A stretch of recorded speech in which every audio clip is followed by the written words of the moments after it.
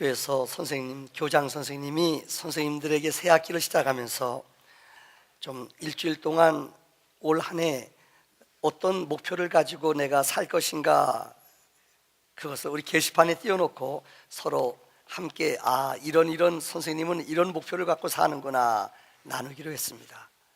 일주일 동안 선생님들이 어떻게 목표를 가지고 한 주씩 써냈습니다. 새 학기가 시작하는 첫날인데 학교에서 이쪽 구석에서 어느 남자 선생님 막 화를 내는 겁니다. 새해 첫 시간에 왜 화를 내는가? 이유인즉 내가 제일 먼저 월요일 날 써냈는데 내 것이 빠졌다는 거예요. 일부러 뺐다는 거예요. 교장 선생님이, 여러분 사실 그런 거 교장 선생님이 자기가 그거 모으는 것 어느 선생님 시켜서 하는 거거든요. 교장 선생님 나와서 나이 드신 어르신 내가 미안하다고, 나중에 알아봤더니 일부러 뺀 게 아니라 선생님이 실수해서 빼버린 거예요. 그래서 미안하다고 다시 올리겠다고. 그래서 그 선생님이 도대체 어떤 목표를 가지고 오래 살아가겠는가 목표 쓴 것을 딱 봤더니 너무 재밌어요. 올 한 해는 사소하고 작은 일에 절대 화를 내지 않겠다. 여러분, 첫날부터 무너진 거예요. 절대 올 한 해는 사소하고 작은 일에는 화를 내지 않겠다. 그런데 그거 내 것 다시 기록하거나 다시 올려놓으면 되는 거예요. 근데 이거 조금 늦었다고, 실수했다고 막 버럭 화를 내가지고 선생님들 전체 분위기를 썰렁하게 만들었어요. 이게 우리들의 모습이 아닌가 생각해 봅니다. 얼마 전에 우리나라 문화체육부 장관도 지나셨던 이여령 씨가 70 넘어서 그분이 세례받고 그 딸 때문에 예수 믿는 사람이 됐어요. 이분이 쓴 책이 지성에서 영성으로라는 책을 썼습니다. 이분이 얼마 전에 어떤 글에 이런 재미있는 글을 썼어요. 외국을 많이 여행해 보신 분 같아요. 외국에 가봐도 못 보는 것이 우리나라에 특별히 있대요. 첫째는 커피 자판기가 있는데 자판기에다 커피를 딱 넣으면 커피가 착 나오잖아요. 근데 우리나라 사람들은 커피가 나오기도 전에 손 먼저 넣었다 손 딛는 사람이 많대요. 웃는 사람들 찔리지요. 물 나오기도 전에 끓였는데 물이 줄줄줄 나와요. 이런 사람 우리나라에 너무 많대요. 또 하나, 사탕을 먹는데 사탕을 이렇게 넣어가지고 그냥 오물 이렇게 녹여가지고 먹는데 그걸 못 참아요. 거의 다 깨물어 먹는데요. 끝까지 녹여 먹는 분이 거의 없대요. 넣으면은 그냥 우차차차차차. 저도 시험해 봤더니 저도 생각지도 않았는데 벌써 씹어가지고 들어가 있어요. 여기. 웃지요? 외국 가면 그냥 넣으면 그냥 오물오물 가만히 가지고 있대요. 또 하나는 아이스크림 드실 때, 아이스크림, 여러분 여행 가면 아이스크림이잖아. 아이스크림이고는 이게 핫하먹고 손에 흘러들어도 이거 먹는 재미인데요. 우리는 사자마자 큰 덩어리 위에서 싸우면 차가워. 제가 그래요. 왜 그렇게 급히 먹어가지고 여기 안에서 막 차가워가지고 잡느라고 고맙고. 웃는 분들 동감하시죠? 외국 가면 그런 게 별로 없대요. 그냥 아이스크림 다 빨아먹는데요. 또 하나는 이 인도하고 차들이 있다가 이렇게 버스들이 들어올 때 인도에서 기다리다 차도로 이렇게 차가 이쪽 앞으로 나갈 수도 있어요. 그러면 사람들 요 줄이 그대로 따라서 움직여서 순서부터 탄대요. 근데 우리는 기다렸다가 차가 이쪽으로 밀리면요, 발 빠른 사람이 확 뛰어가서 먼저 차차차 올라탄대요. 요즘 좀 덜 그런 것 같습니다만 한동안 그랬어요. 그래서 이분이 하는 말이 20세기에 인류가 만들어낸 최고의 음식이 있는데 그게 라면이래요. 저는 막 그렇게 생각하지 않습니다. 라면 때문에 우리 한국 사람들이 라면을 참 세계에서 많이 소비하는 나라예요. 인스턴트 음식 먹으면서 너무나 빠르고 조급한 성격이 됐대요. 아마 그렇진 않은 것 같아요. 여러분, 제가 무슨 얘기를 여러분에게 서론해 드리는가 하면은 너무나 우리는 조급하게 무엇을 빨리 되어지는 것을 원해요. 그래서 인내하지를 못해요. 올 한 해 우리 교회 표가 성령으로 열매를 맺는 교회입니다. 성령의 열매는 9가지가 있습니다. 3가지는 사랑, 희락, 화평은 하나님과의 관계에서 맺어지는 열매라고 말했습니다. 오늘부터 말씀드리는 세 가지는 사람에게 사람과 사람과의 관계 속에서 꼭 맺어져야 될 열매. 오늘 그 첫 번째로 인내, 오래 참음의 열매입니다. 한번 따라 하실까요? 오래 참음. 다시요. 인내. 자, 오늘 이 말씀을 가지고 함께 은혜 나누기를 원합니다. 자, 오래 참음, 인내하면 생각나는 게 있어요. 분이에요. 저는 설교를 준비하면서 이번 주에 참 좋은 책을 접했습니다. 그 책의 내용은 욱하는 성질 죽이기. 책 제목이요. 욱하는 성질 죽이기. 이 책은 로널드 포터라는 의사가 쓴 책이에요. 이것을 다른 출판사에서 또 번역했어요. 그 책의 제목이 재밌어요. 미안하다고 하는데 왜 자꾸 화를 내니? 미안하다고 말을 하는데 자꾸만 화를 내요. 이 우리들의 모습이에요. 미안하다고 말했는데 자꾸만 노를 바라고 성질을 부린다는 거예요. 그래서 이 책은 특별히 의사가 임상에서 환자들을 많이 만나면서 이 세 가지 큰 단원으로 나눠. 첫째는 분노가 참지 못하는 이유가 뭐냐. 두 번째는 분노의 종류가 어떤 현상으로 분노가 나타나는가. 마지막 세 번째는 분을 내기 때문에 어떤 대가를 지불하는가. 실질적으로 우리 삶 속에 나타나는 것을 열거했어요. 첫째로 그분은 이 로널드라는 교수님은 인간에게 분노가 나타나는 이유가 첫째가 뇌 조종 능력 상실이라는 거예요. 참 무서운 얘기예요. 그러니까 기능이 마비돼요. 뇌에서 이 전두엽이라는 후두엽, 이 전두엽에서 액이 많이 나와요. 세라토닌이라는 것이 너무나 많이 나오면 사람이 절제가 안 된대요. 요즘 현대인들은 5분의 1, 제가 통계를 내보니까 5분의 1 사람들은 어떤 상황이 벌어지거나 어떤 환경이 주어지면은 이성을 잃어버려요. 그냥 무조건 버럭 화해부터 내요. 요 중에 5분의 1 요 사람들은 죄송해요. 아무것도 아니에요. 가만히 지나고 보면은 그거 웃어 넘길 수 있는 거예요. 근데 참지 못하고 그냥 화를 내요. 이 사람은 환자. 죄송합니다. 세라토닌이 너무 많이 나오는 거예요. 그 사람 보는 앞에서 환자 이러면 열받아요. 속으로 그래야 돼요. 현대인들은 너무나 이 전두엽이 많이 망가져가지고 뇌 손상으로 이 사람들은 약물 치료를 해야 된대요. 내 성을, 내 분을 내가 절제가 안 돼요. 두 번째로는 극심한 스트레스라고 합니다. 사실 우리나라 사람들이 요즘 자살률이나 이혼율이 제일 많아요.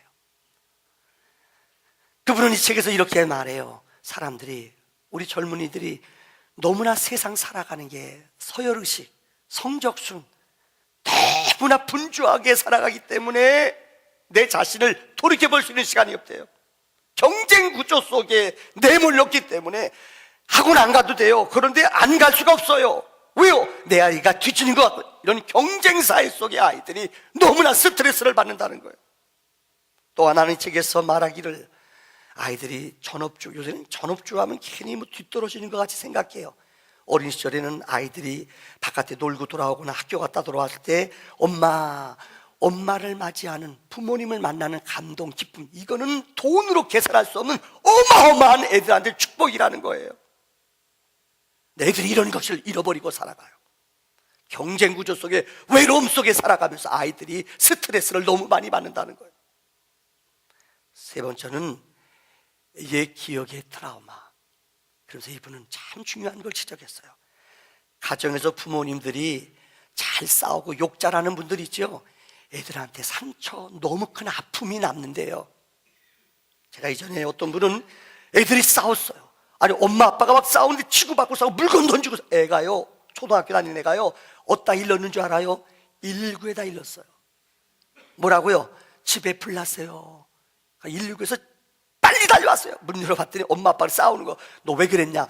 불 났잖아요. 애가 뭐 말도 못해요. 벌벌 떨면서요.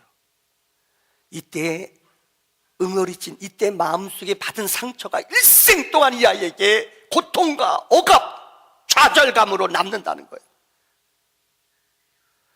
낮은 자존감, 이 자존감을 건드리면 사람이 참지를 못해요. 자존심을 건드려 버리면 견디지를 못해요. 이 시간 제가 어떤 이런 의학적인 의술적인 용어를 여러분에게 얘기 드리려는 게 아니에요. 현대인들은 너무나 많은 분노의 이유를 가지고 살아간다는 거예요. 두 번째는 분노에 여러분 유형이 있습니다. 첫째는 돌발적인 분노예요. 내 안에 생각지도 않은데 별안간에 내 얼굴의 모습이 지킬 박사와 하이드처럼 별안간에 변해요. 환경에 따라서 막 참지를 못해요. 이게 돌발적으로 나타나는 거예요. 두 번째는 잠재적인 분노라는 게 있대요. 무엇인가? 이 교수님은 말하기를 내 마음속에 우리 지난 주일날 22사단에서 작년에 사고 났던 임병장이라는 아이 있잖아요. 사형언도가 내려졌어요. 1심에서요. 그 아이를 저는 군대에서 오래 있었기 때문에 관심 있게 지켜봐요. 이 아이가 학교를 못 다녔어요. 학교에서 적응을 못해요. 모르긴 몰라도 아마 부모님들한테 받은 상처나 부모님들 학습된 것들이 그의 마음에 많은 것을 닫아놨을 거예요. 6월 작년 21일 날 자기 동료들에게 수류탄을 까고 총기로 난사해서 5명을 죽여 7명을 중경상을 입혔어요. 7명을 불구자로 만들었어요. 여러분, 이거 누가 책임집니까?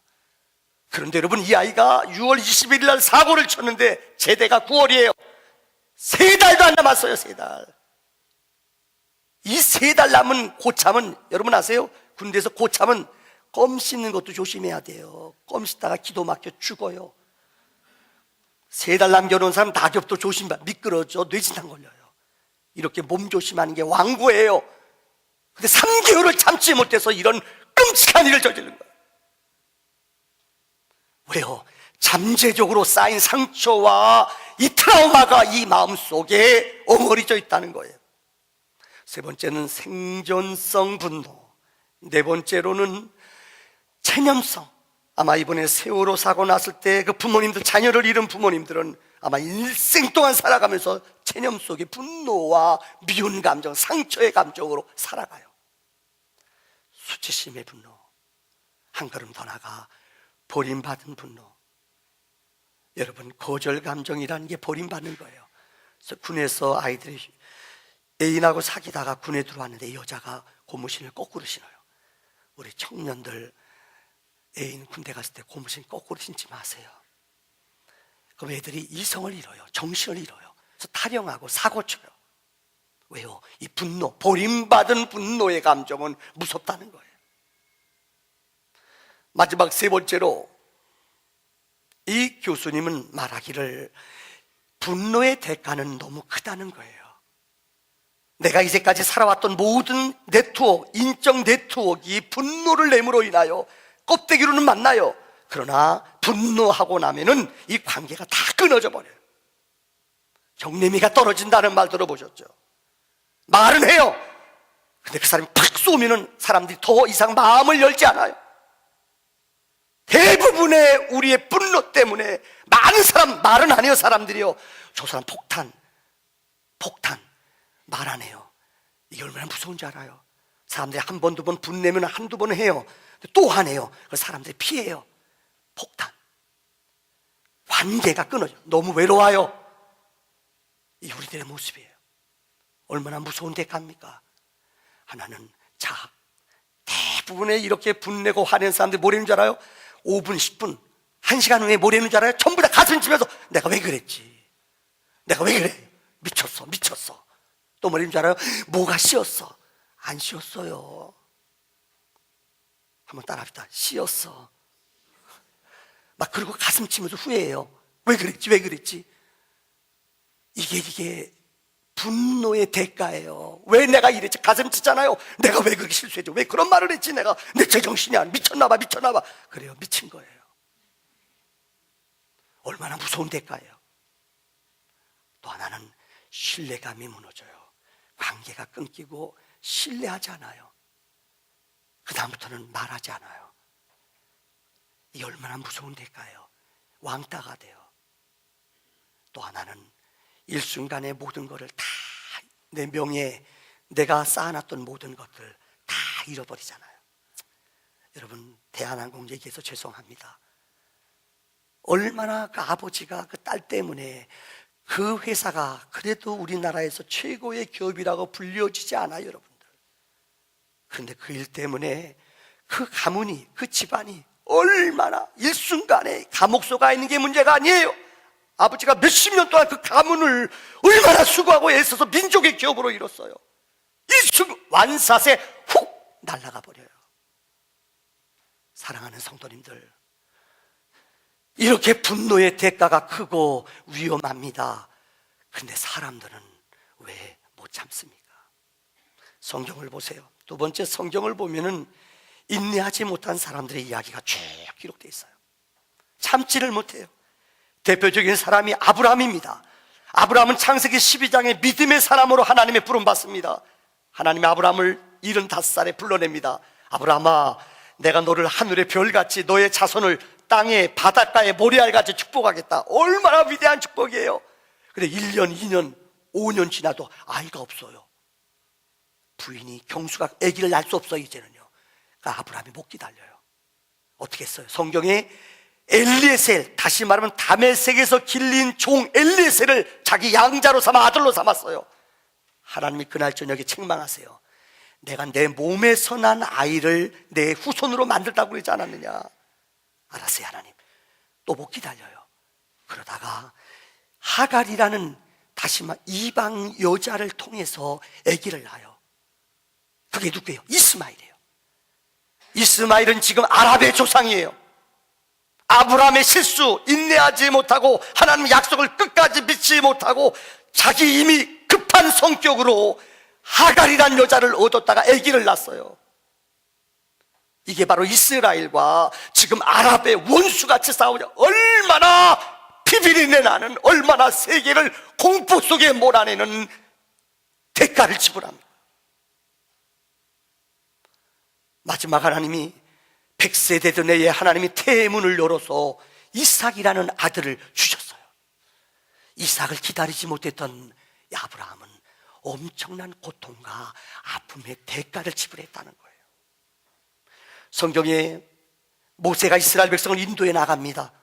하나님, 이들에게 법을 주십시오. 하나님이 그를 시내산에서 부르셨어요. 그래서 40일 동안 금식하면서 하나님 성산에, 시내산에 올라가 40일 금식 기도하면서 십계명 돌판 2개를 받아옵니다.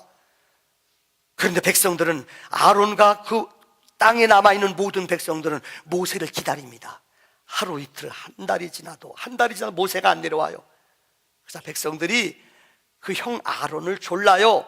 우리를 인도하신 하나님을 좀 보여달라, 하나님을 만들어달라. 그러자 아론이 백성들의 송아에 못 이겨서 그들의 금딱지를 모아서 하나님을 만들었어요. 금송아지를 만들었어요. 모세가 40일 금식 기도하고 그 힘든 목숨 걸고 기도하고 십계명을 받아가지고 내려왔는데 자기네 진영에서 막 시끄러운 소리가 나요. 내려봤더니 금송아지 앞에 절하고 우상 앞에 절하는 거예요. 모세가 너무 분이 나고 화가 나 이 하나님의 법궤를 던져버렸다고 그랬잖아요. 참지 못했어요. 40일을 참지 못했어요. 성경에 예수님께서 부활하셔서 40일 동안 이 땅에 부활하셔서 우리들에게 나타나셨습니다. 그 감람산에서 500명의 무리가 보는 앞에서 구름을 타고 예수님이 승천하셨습니다. 요즘 우리나라의 한국에 자칭 예수가 23명이 있대요. 예수님이 다시 오실 때 못 타고 와요? 구름 타고 오세요. 근데 그들은 구름 타고 온 사람이 한 사람도 없어요. 그러니까 모두 뻥이에요. 이것들은 뻥이에요, 뻥이요. 성경에 구름 타고 주님이 올라갔거든요. 구름 타고 오신다고 그랬어요. 주님이 올라가시면서 내가 다시 올 때까지 내 영을 너희에게 보낼 것이다. 성령을 보낼 터니 너희는 예루살렘을 떠나지 말아라. 500명이 그 약속을 주님이 구름 타고 올라가는 것을 보았어요. 그 감격을 체험했어요. 그런데 성경에 500명의 무리가 하루 이틀, 3일, 4일, 일주일 다 도망가 버려요. 500명의 무리 가운데 120문도만 남았고 380명은 인내하지 못하고 다 도망갔어요. 남은 120명의 사람들만 성령을, 은혜를, 불을 받는 체험을 한 줄 믿습니다. 두 번째, 성경에 보면은 기다림으로, 인내함으로 하나님의 분깃을 받은 사람들이 있어요. 하나님의 약속은 인내하는 자들이에요. 그 중에 첫째가 노아입니다. 창세기 6장에 노아는 완전한 사람이요 의인이요 하나님과 동행하는 사람이라고 그랬습니다. 하나님이 노아에게 찾아왔어요. 노아야, 내가 너의 가정을 구원하겠다. 방주를 지어라. 근데 엉뚱한 하나님이요, 방주를 산 중턱에다 지으라. 내가 홍수로 너희를 심판할 것이니 죄악이 관용한 너희들을 물로 심판할 것이니 바다에라, 바다에다 배를 만들려면 이해가 돼요. 근데 산에다가, 산 높은 곳에다가 방주를 지으라고, 이해가 안 돼요. 근데 방주를 노아는 지었어요. 얼마 동안요? 120년 동안 480세 때부터 그가 600세 될 때까지 끝까지 지었어요.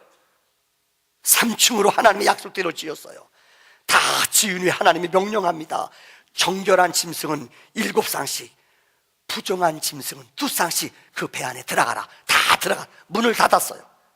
창문이 없어요. 위에 열린 문 하나밖에 없어요. 일주일 후에 하늘에 문이 열리고 비가 쏟아졌어요. 모든 세상에는 여러분 식물, 모든 나무들, 모든 가축들 다 빗속에 떠내려가 죽어버리고 말았어요. 이제서야 노아는 깨달았어요. 왜 산 위에다 방주를, 바다에나 산이나 중요한 게 아니에요. 온 땅이 피로 40주야 워터층이 무너지고 이 땅에 40주야가 비가 왔어요. 이 배가 또 돌아다니는 거예요.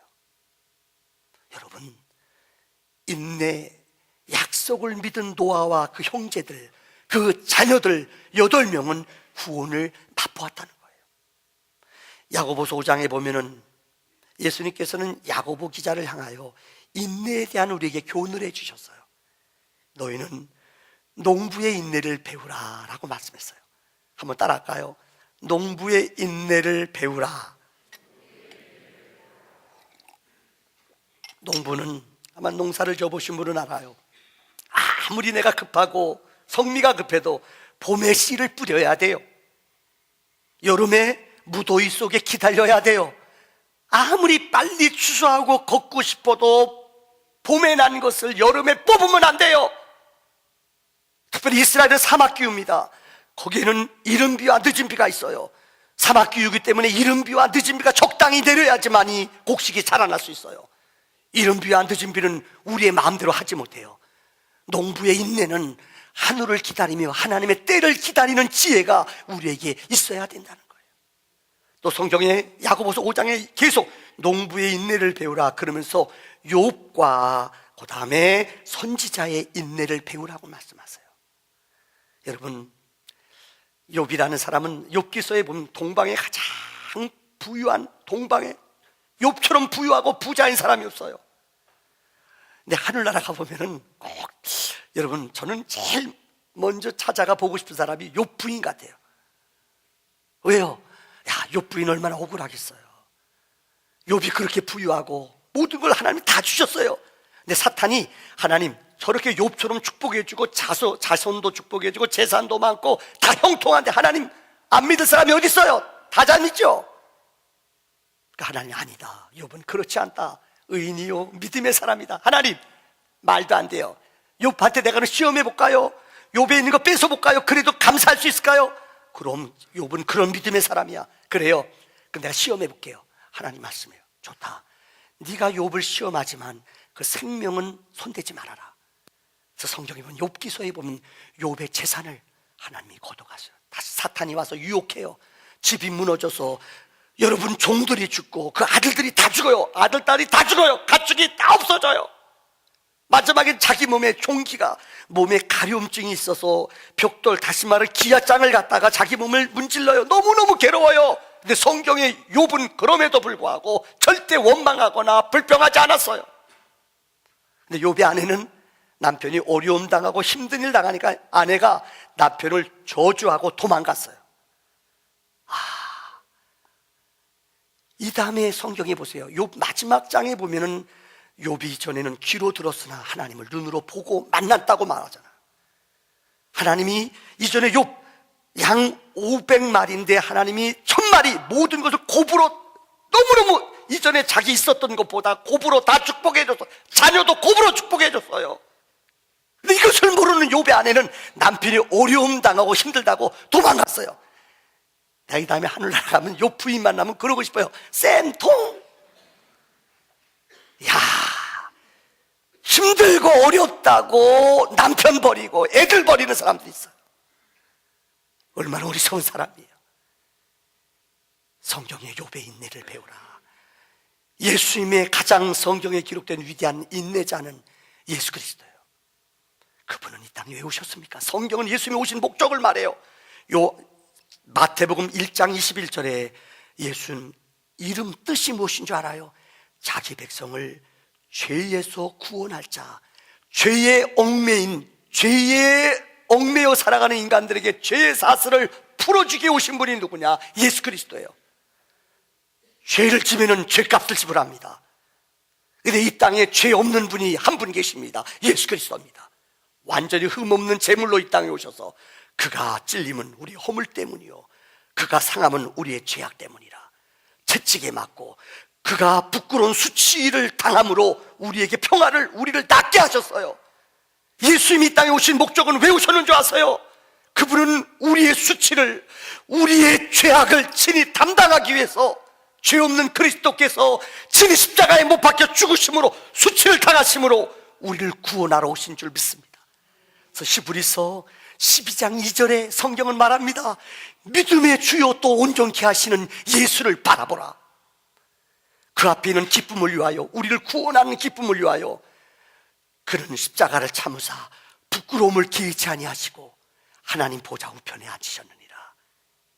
예수님이 이 땅에 오셔서 수치 죽으신 이유는, 여러분, 영원한 우리를 살리는, 우리에게 구원을 주시는, 복음의 능력을 주시는 은혜를 우리에게 허락하기 위해서 예수님은 고난을 인내로 참으신 줄 믿습니다. 마지막 결론입니다. 인내는 은혜 받고 말씀 한 번 들었다고 우리 성격이, 죄송합니다, 개 같은 성격이 변한간에 천사같이 변하는 게 아니에요. 은혜 받았다고, 한 번 말씀 들었다고 내 성격이 확 변하는 게 아니에요. 앞서 말씀드린 그 욱하는 성질을 고치라라는 그 책에 보면은 이건 훈련해야 된다고 그래요. 이마누엘 칸트라는 분은 이런 말을 했습니다. 하나님의 영광을 위해서 내 이성을 제한하라. 이마누엘 칸트라는 철학자가 하나님의 영광을 위해서 내 이성을 여러분 제한하라. 파스칼이라는 수학학자요, 물리학자요, 신학자인 파스칼은 진정한 믿음을 갖기 원한다면은 내 이성을 십자가에 못 박아라. 더 쉽게 말하자면은 힘과 능으로 내 분노와 혈기를 내 의지로 이것을 이겨내지 못한다는 거예요.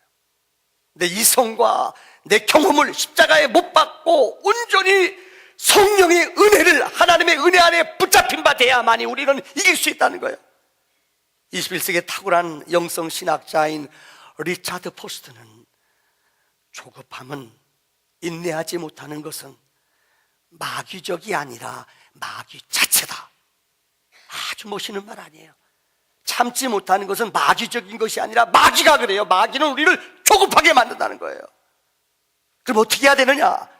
전 세 가지로 결론을 드리려고 합니다. 첫째는 시간에 대한 전망. 이 무슨 말인가 하면은 하버드 대학교에 에드워드 벤필드라는 의사가 있어요. 이분은 인내에 대해서 이런 훈련을 하라는 거예요. 우리는 이 땅에 살지만은 영원한 세계를 보고 산, 믿음이 뭐예요? 보이지 않는 것을 보는 것이고 듣지 않는 것을 듣는 게 믿음의 세계예요. 영적인 세계예요. 우리는 이 다음에 분명히 하늘나라의 심판대 앞에 설 것입니다. 이것을 의식하고 이것을 느끼며 살아가라는 거예요. 우리 사는 것이, 한 번 사는 것은 사람에게 정해진 이치예요. 근데 성경에 죽은 다음에는 분명히 하나님 보좌 앞에 심판이 있다고 성경은 말해요. 이 심판을, 종말론적인 믿음을 갖고 살아가라는 거예요. 쉬운 예를 들을게요. 여러분, 요즘 우리 총리들 있어요. 우리 지금 총리 한 번, 지금 충청도 분 총리 나오잖아요. 이분이 20, 30년 전에 자기가 총리 될지 누가 알았어요? 아마 베레벨 것, 자기 과거 살아왔던 것들이 다 들춰져요. 땅 산 것부터, 투기한 것부터, 여러분 자기가 뭐 한 것, 요새 컴퓨터 때는 웬만한 거 다 나와요. 내가 20, 30년 후에 어떤 자리에 쓸까를 여러분 인식하며 살아가라는 거예요. 군대에서 맞이하면은 군대에서 국방부 장관, 또 현역 군인 가운데 청문회 하는 사람이 한 사람 있어요. 누구냐? 합참의장이에요. 전시권을 책임지는 사람이기 때문에 중요한 인물이기 때문에 육군, 해군, 참모총장들은 청문회 안 해요. 누가 하느냐? 합참의장 해요. 근데 제가 군대 있을 때 보니까 합참의장 서로 안 하려고 그래요. 왜요? 좀 구리게 살았거든요. 서로 안 하려고 그래요. 청문회 안 하는 것은 하려고 그러는데 청문회 하는 자리에 사람들이 겁나서 안 가요. 여러분, 이 땅의 청문회도 그렇게 무서워하는데 성경에 하나님은 말씀하셨어요. 우리의 인생이 하나님 앞에 분명히 다 드러나요. 어떻게 살았는지. 지금 남편도 속이는 사람 있어요. 죄송해요, 부인도 속이는 사람 있어요. 목사도 속이는 신자들이 있어요. 엉망으로 사는 사람 있어요. 교회에서 사는 삶과 세상에서 나가는 삶과 별개예요, 별개. 그래서 그런 얘기 들었죠. 어떤 목사님 사모님이 기도만 하면 운대요. 왜 그러냐니까 이부자리 가져서 강대상에서 저런 목사랑 살았으면 좋겠다고. 저렇게 설교 잘하는 사람, 저렇게 멋있게 말하는 사람 좀 살았으면 좋겠다고. 내가 찔려요. 그래서 이중적으로 사는 사람들 다 속여요. 아무도 모를 수 있어요. 그러나 시간에 대한 절망, 이 다음에 그분 앞에 선다는 것을 의식하면 우리는 함부로 살면 안 돼요. 오페라 가수를 꿈꾸는 사람이, 그 성악 위대한 꿈을 꿈꾸는 사람이 아무데나 노래방에 가서 꺾는 거 있잖아요. 옥경이 꺾는 노래 아무렇게나 부르면 안 돼요. 목소리 버려요. 알아요, 여러분들? 위대한 오페라 꿈꾸는 사람이 옥경이 넘어가고 도망가 꺾는 노래 부르면 안 돼요. 이렇게 시시하게 살면 안 된다는 거예요. 영원한 상급과 시간적인 절망을 믿고 살아가는 하나님의 백보자 심판을 믿는 사람은 그분 앞에 코람대오의 믿음으로 살아가야 될 줄 믿습니다. 두 번째는 절대 원망하며 참으면 안 돼요. 따라합시다. 원망하지 말고 참자. 이제 다음 주, 한 주 이제 지나면은 명절 설이 돌아옵니다. 아마 설 되면 벌써 지금부터 우리 집사님들, 권사님들, 아마 이제 어른들 시집 증후군이 생길 거예요. 어떤 분은 집에 가서 시집에 안 믿으니까는요, 가서 제사밥 차리는 사람도 있을 거예요. 죄송해요. 아직까지 때가 안 됐으면 미안해요. 차리면서 왼수도 이거 먹고 되져라 되져라 이런만 가져가면 안 된다는 거예요. 여러분 죄송해요. 여러분 그런 사람 있어요? 음식 만들면서 이거 되져라 이거 막 물어볼게요. 여러분 사실 제사 드리고 음식 먹는 게 귀신이 와서 먹어요? 우리 애들이 먹고 우리 남편이 먹어요? 누가 먹어요? 우리가 먹죠. 우리 신랑이 먹죠. 알아요? 제발 원망하거나 불평하는 마음으로 그런 일을 하면 안 돼요. 이방 할 바에는 아싸 호랑나비 할 수만 있으면 좀 기분 좋은 마음으로 내 마음의 평안이 이 마음은 주님이 동행하셔. 이건 제가 만든 노래예요. 이방 우리가 하며 살아갈 바에는 원망 없이 기쁨과 감사와 자족하는 마음으로 할 때에 내 영혼에 샘솟는 기쁨이 샘솟는 평안이 인내가 임하는 줄 믿습니다. 마지막 세 번째로 사랑하며 참아요. 따라합시다. 사랑하며 참자. 고린도전서 13장은 사랑장입니다. 거기 보면 사랑의 속성이 15가지가 나와요. 사랑은 무례히 행치 아니하며 사랑은 성내지 아니하며 15가지가 나와요. 그 중에 3가지가 인내에 대한 내용이에요. 사랑은 오래 참습니다. 사랑은 무례히 행치 않고 모든 것을 참으며 모든 것을 견딘다고 말했어요. 정말로 사랑의 마음이 내 마음속에 들어가면은, 하나님의 사랑이 내 심령 속에 임하면은요, 아세요? 내 인력으로는 못 참아요. 성령의 열매가 내 안에 맺어지면요, 성령의 은혜가 내 안에 임하여지면은요, 이것이 참아지고요, 이것이 견디어져요. 맥도날드라는 회사의 창업주인 이 레이 크릭이라는 분이 있어요. 이분은 그 회사에, 저는 가보진 못했어요. 회사에 꼭 자기 사무실에 이 큰 글이 붙여져 있대요. 참 멋있는 글이에요. 이분은 믿음의 사람 같아요. 이런 글이 써 있다고 합니다. 세상에 인내 없이 이룰 수 있는 일은 아무것도 없다. 재능으로 안 된다. 재능을 가지고도 성공 못한 사람 많다. 천재성으로도 안 된다. 성공하지 못한 천재는 웃음거리만 될 뿐이다. 교육으로도 안 된다. 세상은 교육받은 낙오자로 넘치고 있다. 오직 인내와 결단력과 믿음만이 무엇이든 이룰 수 있다. 기도합시다.